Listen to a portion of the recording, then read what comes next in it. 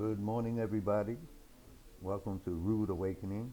This is going to be the beginning in a series of short, early morning tidbits you can chew on. The first thing I'm going to talk about, my daughter yesterday said something about Dr. Umar Johnson. You know, he's been around for some. I never knew who this guy was. She said, "Baba, I'd love to hear you get into a discussion with Dr. Umar." I said, "Who is Umar Johnson?" So I Googled and listened to a few things. I said, "Okay."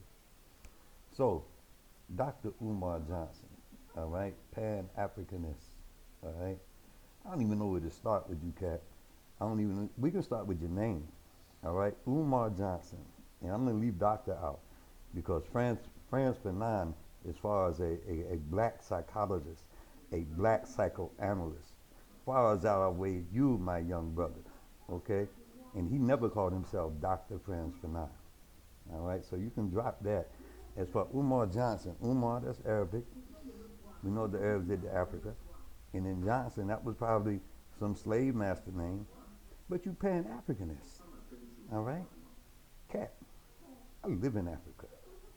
I quit America and had that shit, all right? But you love it. See, that's the thing about it. Y'all claiming you're woke, but you still live in the American dream. Well, nightmare, as Malcolm said. And if that's the case, that means you're asleep.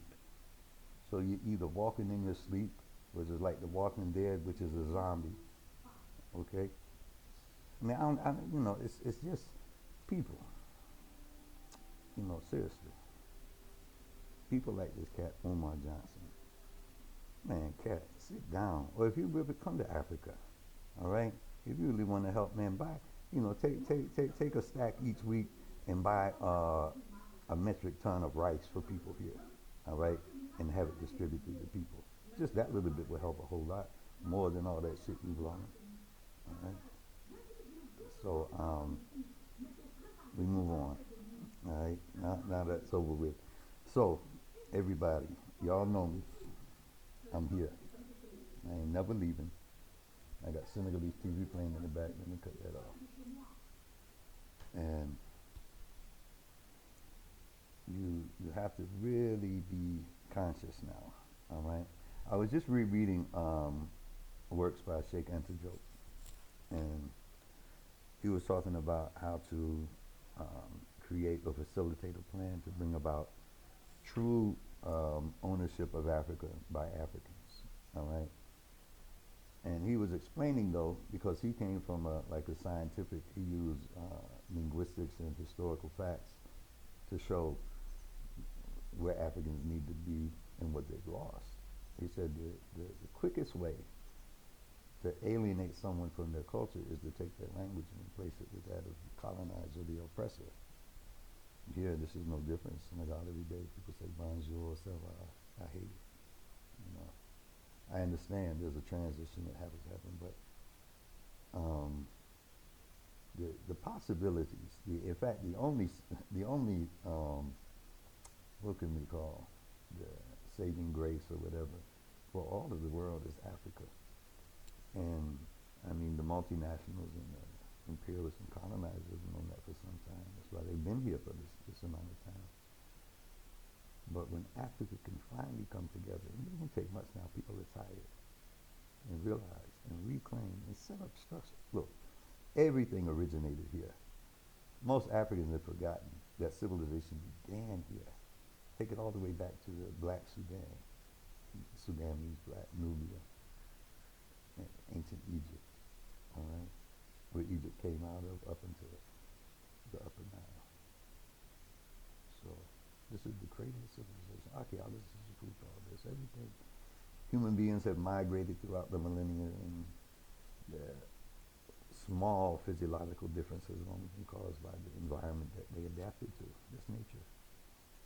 So if you're ranting about melanin content as being a prerequisite for being African, in science, so you have albinos here, you know.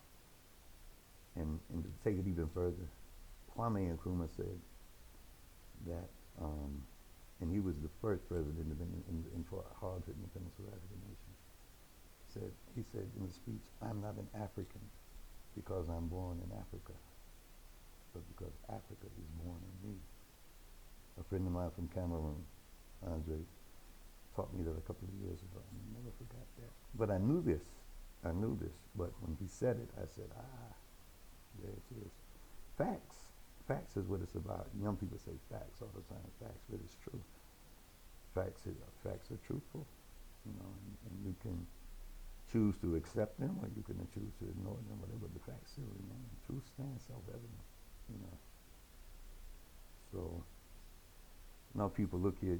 Everyone soon will need an exit strategy, or not so much an exit, but maybe things are not getting any better. All right, come on. America was founded as a colony for prisoners and for slaves. It was a prison colony and a slave colony. And when the 13th Amendment was written, it merged the two. All right, the plantation and the prison became one. And it says it in the 13th Amendment. You know, those that populated have not changed much. This is just systematic. America was founded by an aristocracy and people who came over here as criminal. People wanted a new life, and people said because of religious persecution, blah, blah, blah, blah, blah. America was founded upon injustice. All right, Babylon, whatever you want to call it, it'll fall within this. It's imploding on itself right now. Y'all see this. Y'all live in this. So, the murder rate in this country here for the whole year, 17 million people, is equal to that of an average American city for a month. The amount of people they kill in a month in an average American city. And I'm not talking about New York or Chicago. I'm talking about something like Charlotte, Greensboro, Durham. Not a lot of people. So, there's so much I want to talk about, so much I want to share. This is just the beginning. I know I'm all over the place, but I'll try to structure this and make it a little better and make it palatable and not take up 7 or 8 minutes of your time. So peace and love from Mama in Africa.